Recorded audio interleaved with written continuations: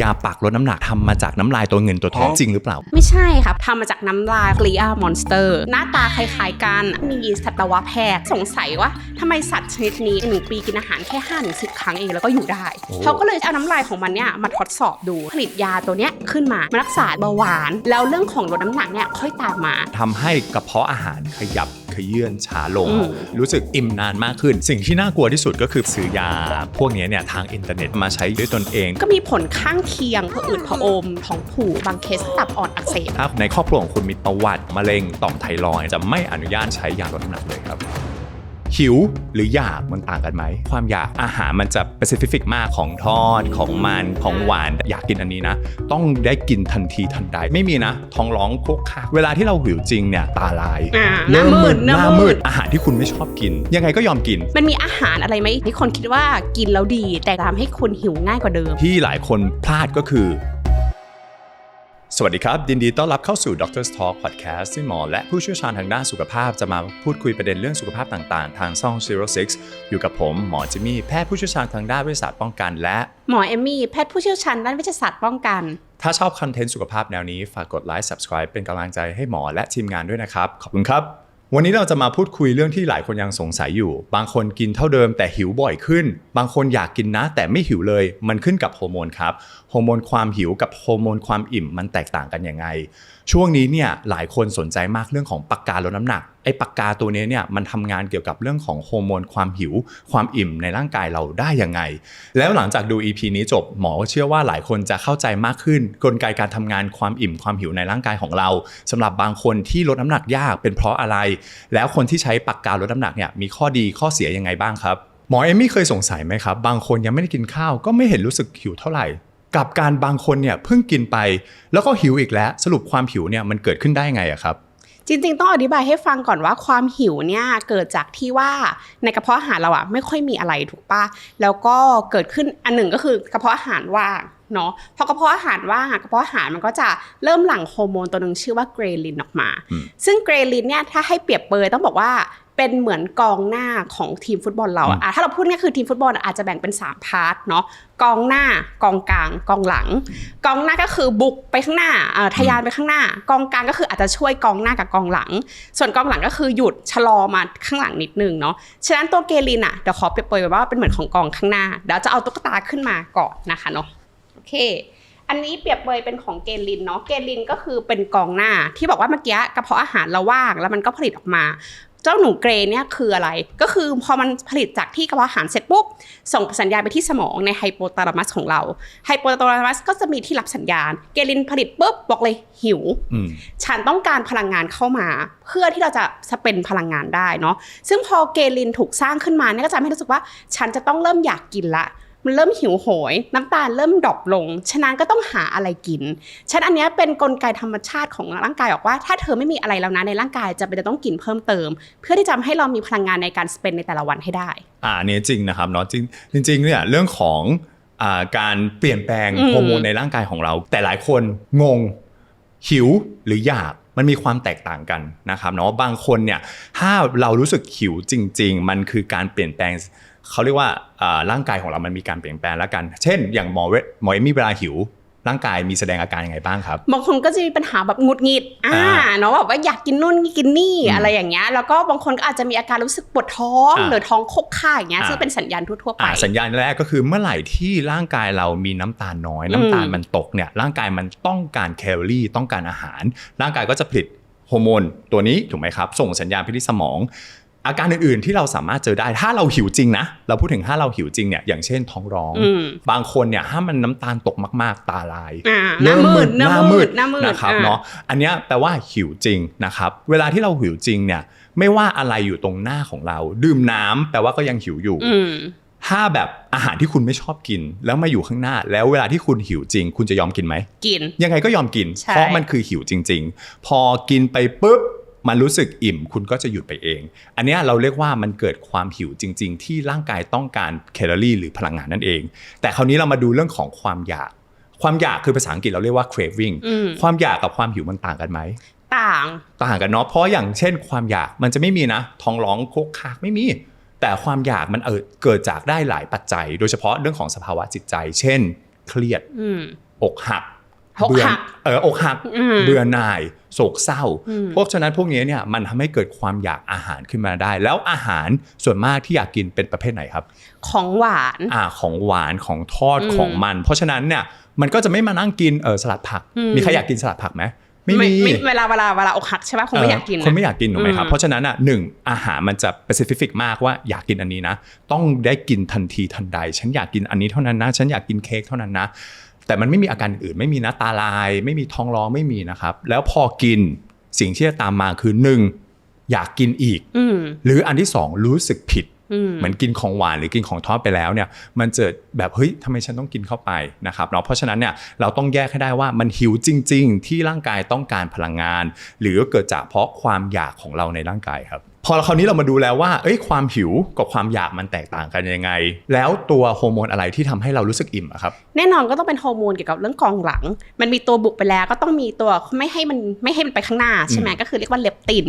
ซึ่งเลปตินเนี่ยค่ะก็ผลิตเนาะออกมาเหมือนกันนะคะแล้วก็ส่งที่สมองเราเหมือนกันเลปตินเนี่ยจะผลิตจากไขมันในร่างกายยิ่งเรามีไขมันเยอะนะคะหรือเรียกว่าอะดิโพไซต์ก็จะผลิตเลปตินมากขึ้นอันนี้ขอเอาตัวเปรียบเปยเข้ามาเหมือนกันเนาะอันนี้เทียบกับตัวเลปตินนะคะเนาะซึ่งเลปตินถือว่าเป็นอยู่กองหลังเนาะนะคะฉะนั้นถ้าเรามีไขมันที่มากพอค่ะแล้วเราก็มีน้ำตาลที่มากพออยู่แล้วนะตอนนั้นเนี่ยร่างกายจะบอกว่าเธอหยุดกินได้แล้วนะเพราะว่าเราไม่จำเป็นต้องการพลังงานมากกว่านี้แล้วชั้นอีกตัวหนึ่งที่เลปตินจะสร้างก็คือเราจะต้องมีการ spend energy เนาะหรือใช้พลังงานในร่างกายก็แปลว่าเราต้องดึงไขมันที่เราสะสมเนี่ยเอามาใช้ได้ด้วยปัญหาของเลปตินส่วนใหญ่ก็คือถ้าเราเคยได้ยินสมัยเนี้ยจะมีอาการดื้อของเลปตินเข้ามาซึ่งการดื้อของเลปตินเนี่ยเกิดขึ้นเมื่อเรามีปัญหาหนึ่งถ้าเรามีแฟตที่มากเกินไป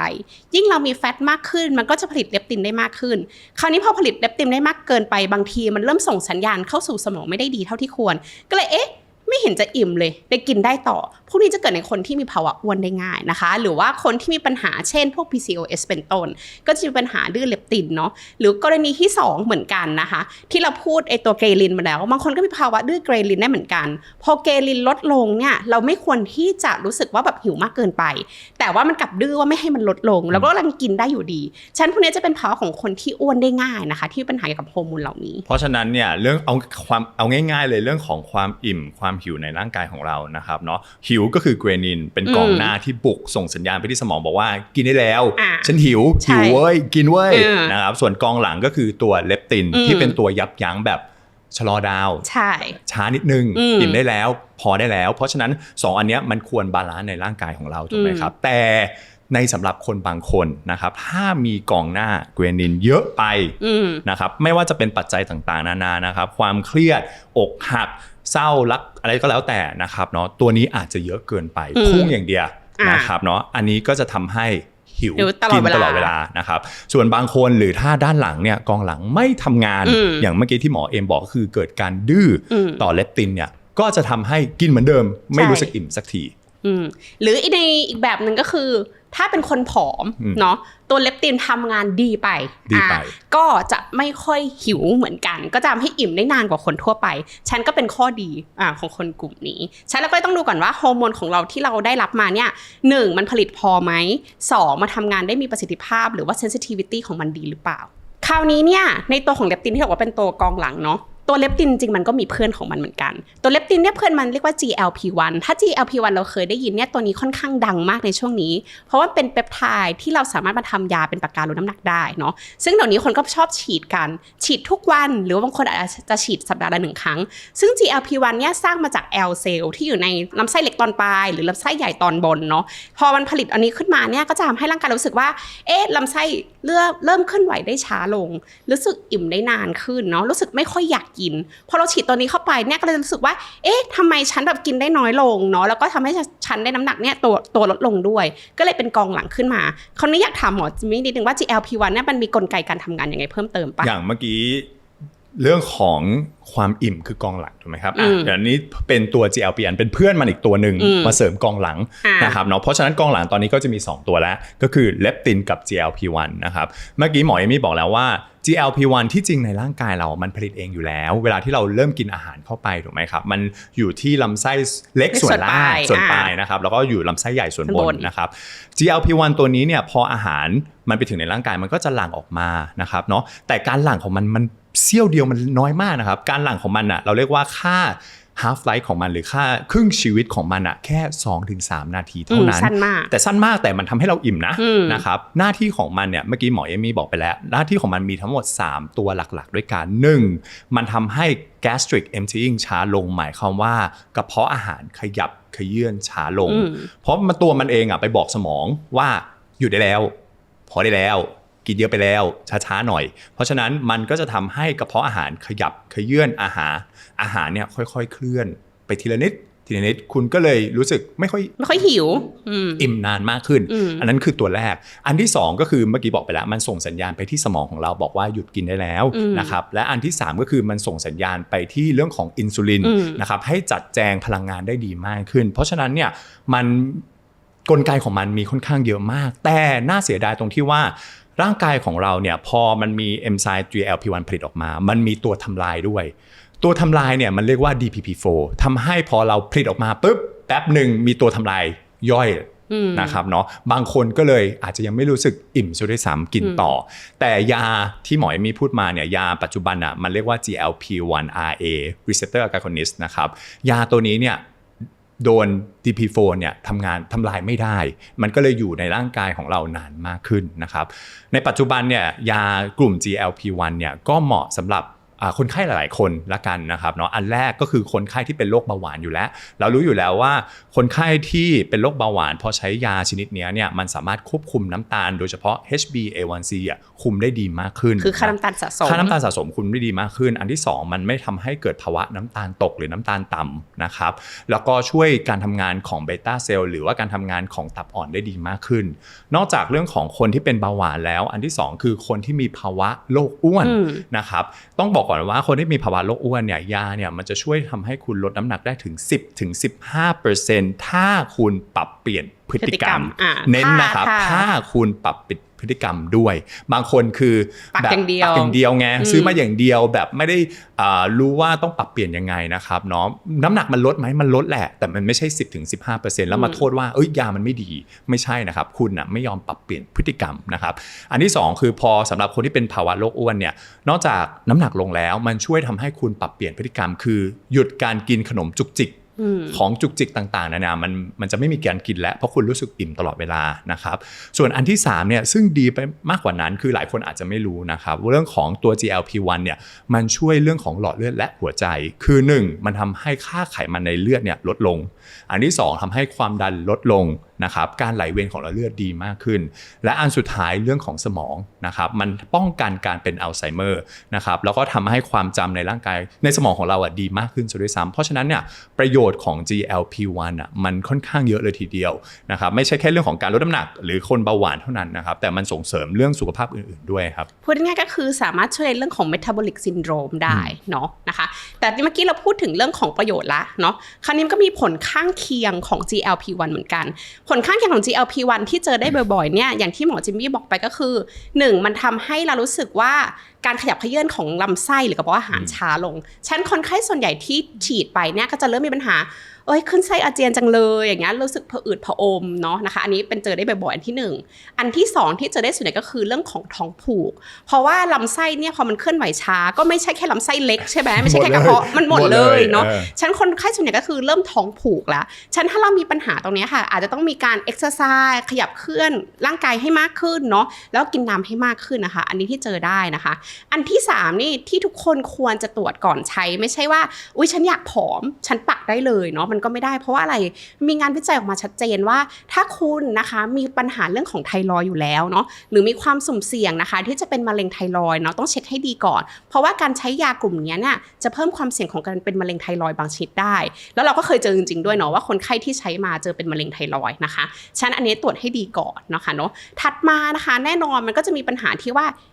ถ้าคุณใช้ไปต่อเนื่องในบางคนเนี่ยเนื่องจากมันเป็นโปรตีนเปปไทด์คือโปรตีนชนิดหนึ่งฉันก็จะมีคนไข้หลายๆคนที่ใช้ไปนานๆเข้าเริ่มเกิดอาการแพ้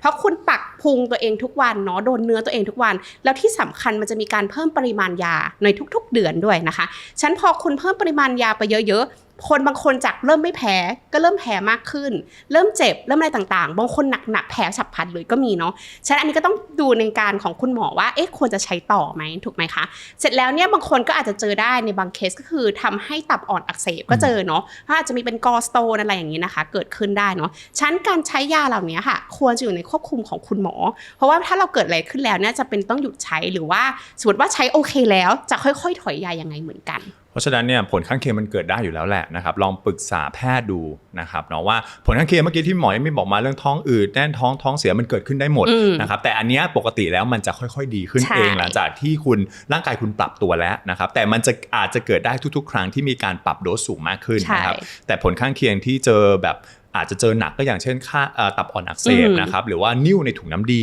นะครับเนาะบางคนเนี่ยอาจจะทำให้ไตของคุณอ่ะ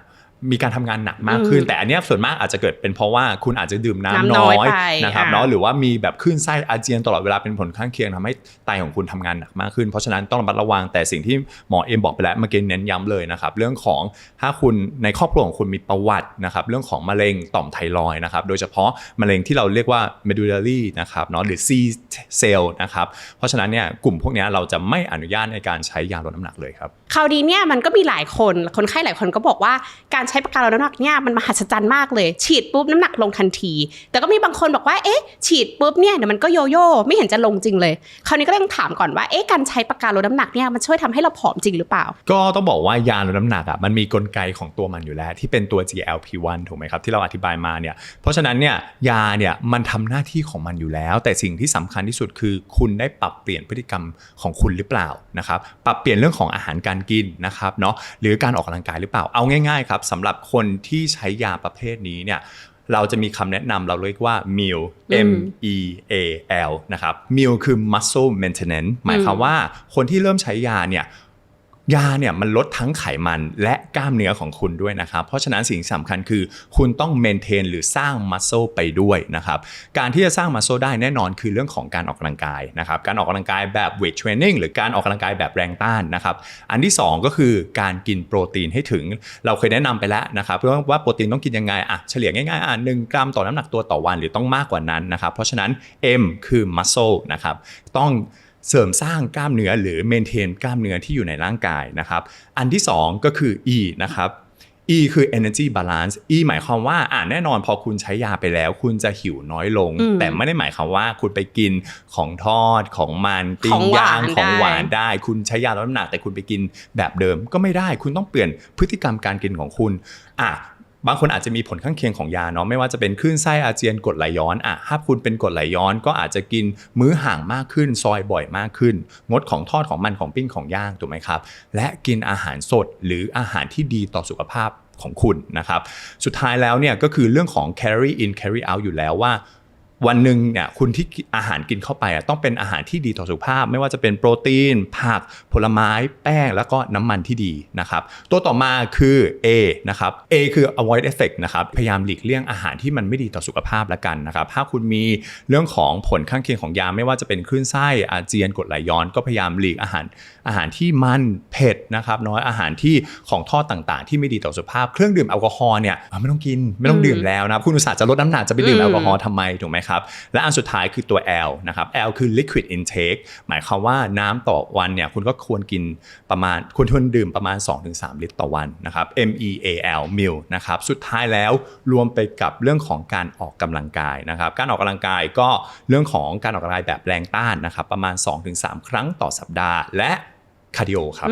คาร์ดิโอเอาง่ายๆเดินก็ได้นะครับบางคนจะเดิน19,000ต่อวันนะครับหรือว่าการที่เราจะเดินบนลู่ก็ได้นะครับหมอมีเทคนิคการเดินบนลู่ง่ายๆเลยนะครับเขาเรียกว่า12-3-30 12-3-30ยังไง12ก็คือความชัน12สปีด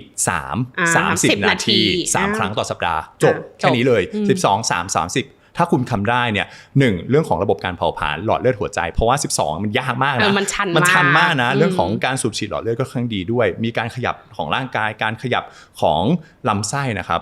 คุณก็อาจจะไม่เกิดอาการท้องผูกหลังจากใช้ยานะครับเพราะฉะนั้นก็อาจจะไปใช้ได้ครับ สิ่งที่น่ากลัวที่สุดก็คือปัจจุบันเนี่ยหลายๆคนสามารถซื้อยาพวกนี้เนี่ยทางอินเทอร์เน็ตได้นะครับเราไม่รู้ว่าของจริงหรือของปลอมซึ่งการใช้ยาด้วยตนเองโดยไม่มีแพทย์ให้คำแนะนำเนี่ยหมอว่าเป็นอะไรที่ค่อนข้างอันตรายนะครับเนาะเพราะหนึ่งต้องเข้าใจก่อนว่าแต่ละคนมีการใช้โดสที่ไม่เหมือนกันมันมีการปรับโดสของยาถูกไหมครับหมอเคยเจอนะบางคนปรับอยากลดเยอะไงปรับโดสสูงเลยไม่ถ่ายเลยเป็น 2-3 อาทิตย์นะครับเพราะฉะนั้นเนี่ยไม่ได้หมายความว่าคนที่เป็นโรคอ้วนคน A กับคน B จะใช้โดสเท่ากันเพราะสุขภาพแต่ละคนมันไม่เหมือนกันการปรับโดสของแต่ละคนเลยไม่เหมือนกันเราจะได้พยายามลดผลข้างเคียงของยานะครับเนาะและอีกอย่างหนึ่งก็คือเรื่องของพอเราไปถึงน้ำหนักที่เราต้องการเราได้เรียบร้อยแล้วเนี่ยเราจะเมนเทนน้ำหนักนั้นได้ยังไงนะครับสิ่งที่หลายคนพลาดก็คือเกิดการโยโย่ของน้ำหนักขึ้นมาหลังจากที่หยุดใช้ไปแล้วก็มาบ่นกับหมอว่าเนี่ยยาใช้ไม่เห็นได้ผลเลยทำไมน้ำหนักมาโยโย่จริงๆต้องบอกก่อนว่าที่มันโยโย่เพราะอะไรเราต้องหาสาเหตุคุณไม่ได้ออกกำลังกายหรือเปล่าหรือน้ำหนักที่มันลงไปเกิดจากกล้ามเนื้อหมดเลยนะครับอย่างงั้นถ้าน้ำหนักที่มันลดลงไปเกิดจากกล้ามเนื้อแน่นอนพอหลังหยุดใช้แล้วเนี่ยแล้วคุณไม่มีการปรับเปลี่ยนพฤติกรรมการกินน้ำหนักคุณกลับมาแน่นอนครับเพราะว่าระบบเผาผลาญพังพูดง่ายใช่ครับคราวนี้ไปอ่านมาเรื่องของประวัติยาตัวนี้ละกันนะครับเขาบอกว่ายาปักลดน้ำหนักเนี่ยมันทำมาจากน้ำลายตัวเงินตัวทองอันนี้จริงหรือเปล่าครับอันนี้ต้องบอกว่าไม่จริง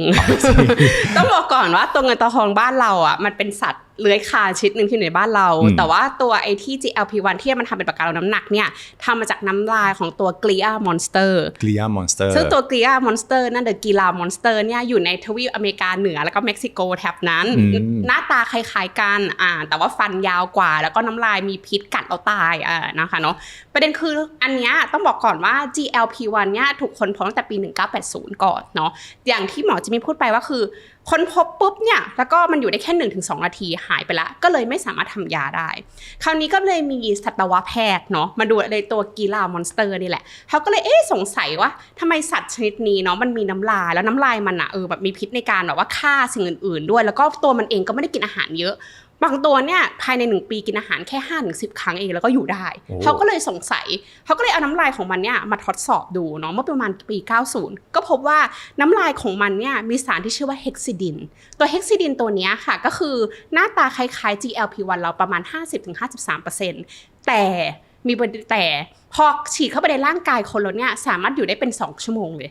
ไม่โดนทำลายเขาก็เลยผลิตยาตัวเนี้ยขึ้นมานะคะเพื่อมารักษาอะไรจริงๆไม่ได้มารักษาเรื่องของลดน้ำหนักก่อนนะมารักษาเรื่องของการเป็นเบาหวานนะคะเนาะหรือว่าน้ำตาลที่มันมีสูงเกินไปอินซูลินที่สูงเกินไปเพื่อให้มันปรับมาก่อนแล้วเรื่องของลดน้ำหนักเนี่ยค่อยตามมาฉะนั้นในการที่ใช้ของ GLP-1 รุ่นแรกๆอะค่ะมันก็เลยเน้นเป็นเรื่องของลดพวกของเบาหวานก่อนไม่ใช่เน้นเรื่องของการลดน้ำหนักแล้วถ้าปัจจุบันเนี่ยมันมียาปักเยอะมากมันไม่มียากินหรอที่ทำหน้าที่เหมือนกันเลยครับจริงๆต้องบอกว่าสมัยก่อนยังไม่มียากินแต่ปัจจุบันมีแล้วนะคะมีแล้วใช่ก็คือเรียกว่าเป็นตัวซีมากูไทด์แบบกินนั่นเองเนาะซีมากูไทด์ก็คือเป็นยาเจนหลังๆออกมานะคะที่ปกติแล้วถ้าเป็นยาฉีดเนี่ยฉีดสัปดาห์ละ1 ครั้งพอเมื่อเราฉีดเข้าไปใต้ผิวหนังเราค่ะเราจะได้รับยา 100% ปัญหาคือถ้าเรากินเข้าไปเนี่ยยาตัวนี้ต้องผ่านกระเพาะอาหารพอผ่านกระเพาะอาหารเสร็จปุ๊บเนี่ยกรดในกระเพาะอาหารจะไปทำลายประสิทธิภาพของยาคราวนี้เขาก็มีเทคโนโลยีสมัยใหม่นะคะใส่เข้าไปในเม็ดยาเนาะเพื่อทำอะไรเพื่อทำให้กระเพาะอาหารของเรามีฤทธิ์เป็นด่างมากขึ้นก็เลยยาจะถูก preserve ไว้แต่ประเด็นคือมันจะถูก absorb แค่ 1%ฉันในเม็ดของยาเองจะต้องมีปริมาณมากกว่ายาฉีดเป็น10 เท่าเลยนะคะฉันผล side effect ของยาก็คือบางคนก็จะกินแล้วคลื่นไส้อาเจียนมากกว่าเดิมปวดท้องนะคะท้องอืดท้องเฟ้อมากกว่าเดิมและที่สำคัญเวลากินยาเม็ดเนี่ยต้องกินตอนเช้าก่อนอาหาร 30-60 นาทีเนาะแต่มันก็ช่วยคนไข้ที่กลัวเข็มจับใจ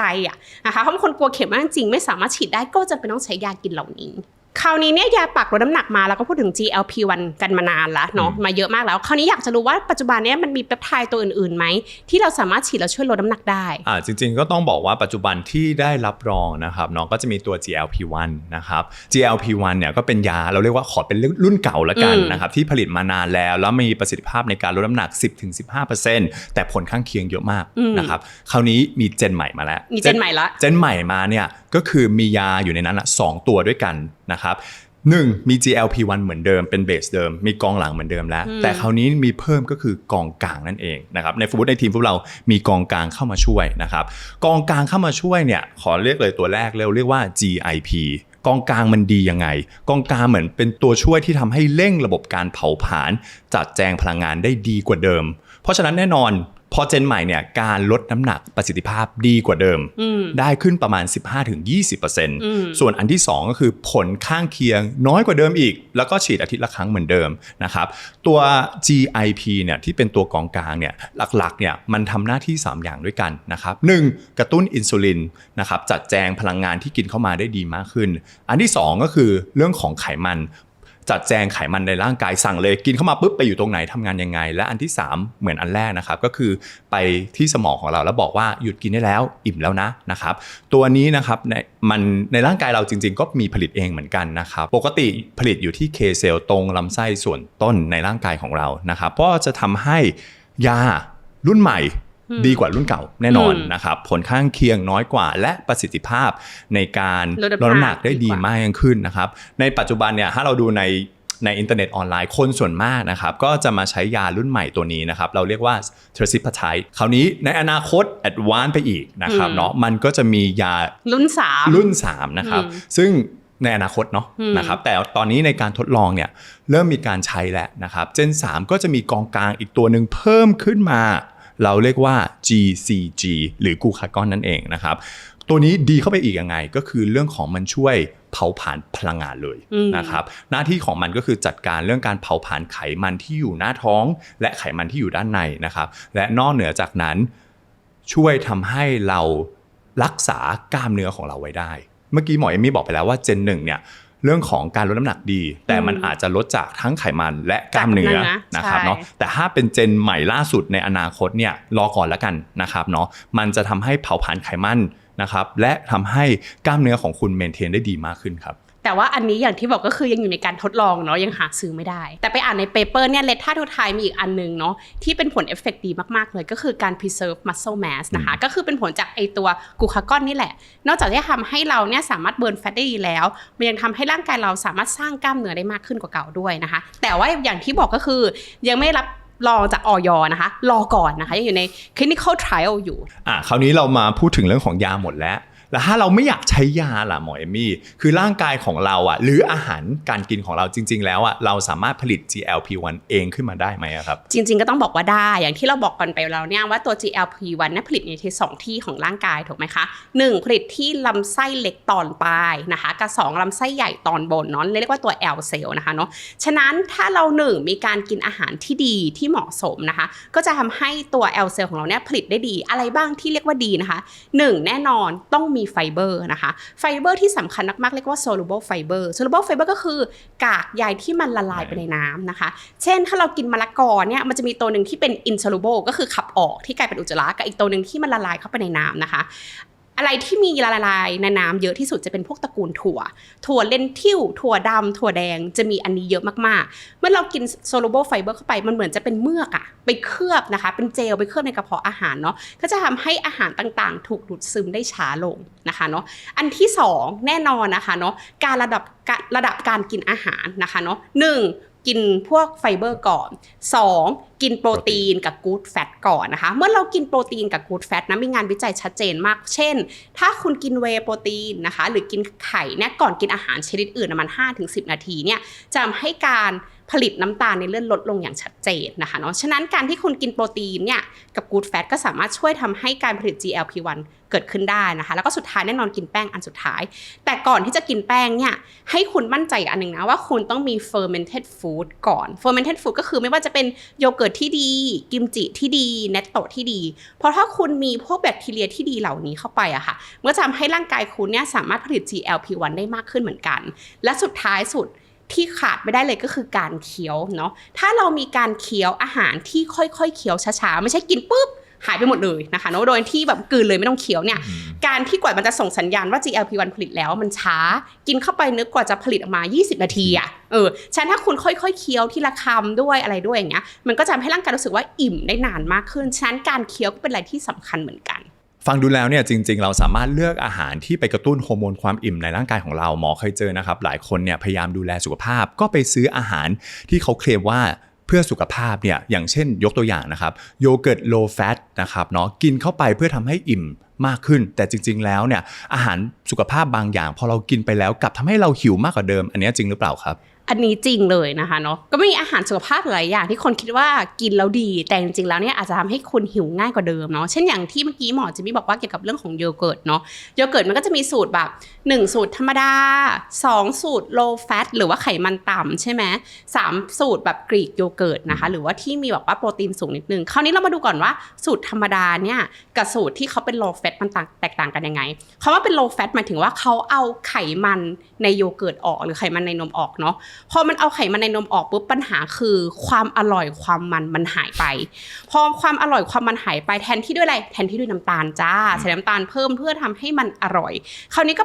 กลายเป็นว่า1โปรตีนได้เท่าเดิมสมมติมีประมาณต่อ1หน่วยบริโภคอาจจะมีแค่3กรัมนะคะเนาะอันที่มีแฟตเนาะก็มีแฟตน้ำตาลอาจจะมี2กรัมอันที่เอาแฟตออกน้ำตาลอาจจะมีกลายเป็น8กรัมเนาะเขาแบบว่าโปรตีนได้3กรัมอันนึงน้ำตาลมี2กรัมอันนึงน้ำตาลมี8กรัมแปลว่าอันที่คุณกินเข้าไปมีน้ำตาล8กรัมเนี่ยกินเข้าไปแล้วอ้วนง่ายกว่าเดิมเพราะว่าอะไรเพราะว่าแทนที่คุณจะมีแฟตกับโปรตีนเข้าไปทำให้ GLP-1 เนี่ยของคุณผลิตได้คราวนี้แฟตหายไปโปรตีนมีแค่3กรัมน้ำตาลมี8กรัมกินเข้าไปปุ๊บดูดซึมหมดเลยยังไม่ไปถึงลำไส้ส่วนปลายเลยGLP-1 ก็ผลิตไม่ทันฉะนั้นคุณกินแล้วคุณก็กินได้อีกคุณจะไม่กินแล้วรู้สึกอิ่มอันนี้เป็นที่เราเจอได้บ่อยๆนะคะก็คือการที่เรากิน 0% ทำให้เราอิ่มได้น้อยลงเนาะกับอันที่2ที่เจอบ่อยคืออะไรรู้ป่ะน้ำผลไม้ที่เราคุยกันหลายๆรอบเนาะนะคะโดยเฉพาะน้ำผลไม้ที่เราแยกกากออกมานั่นเองเพราะว่าถ้ากินน้ำผลไม้ที่มันปั่นมันก็จะมีไฟเบอร์ที่บอกว่ามีทั้งแบบละลายน้ำไม่ละลายน้ำใช่ไหมกินเข้าไปไอตัวไฟเบอร์นั่นแหละก็จะไปกระตุ้น GLP-1 นะคะให้มันผลิตมากินปุ๊บแก้วเดียวอิ่มพอคราวนี้ขี้เกียจเคี้ยวเอาไงเอากากออกเหลือแต่น้ำเฉยๆในน้ำมีอะไรมีน้ำกับน้ำตาลไงถูกปะกินเข้าไปปุ๊บไม่มีตัวที่เป็นไฟเบอร์ละไม่มีตัวเยื่อเมือกละก็จะทำให้เราดูดซึมเข้าไปเลยยังไม่ถึงเป็นลำไส้ตอนปลายเลย GLP-1 ไม่ผลิตฉะนั้นน้ำผลไม้แก้วนั้นก็จะกินได้เรื่อยๆเหมือนกันนะคะอันนี้ก็จะเป็น2อันที่เจอได้บ่อยมากๆว่าคุณกินอาหารสุขภาพนะแต่ทำให้คุณอ้วนกว่าเดิมแล้วที่เขาเคลมกันใน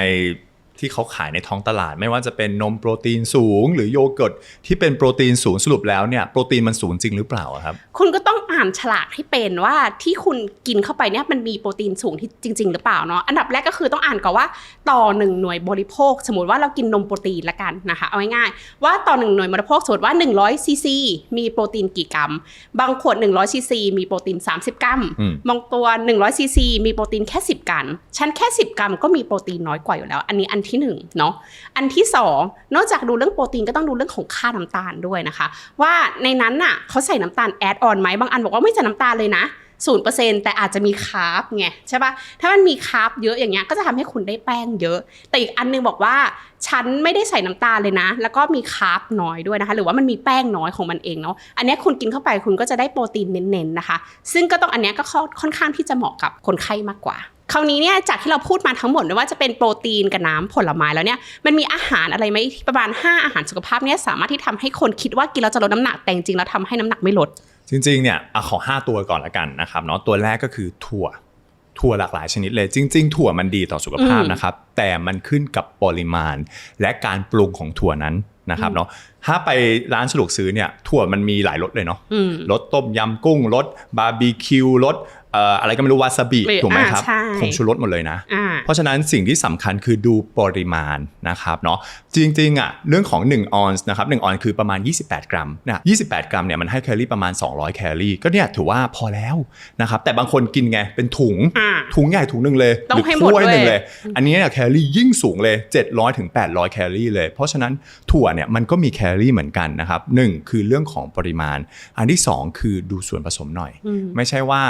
ถั่วดีเคลือบคาราเมลเคลือบคาราเมลรสต้มยำกุ้งโซเดียมเท่าไหร่นะครับเนาะผงชูรสเท่าไหร่บวมนะครับเพราะฉะนั้น1เรื่องของ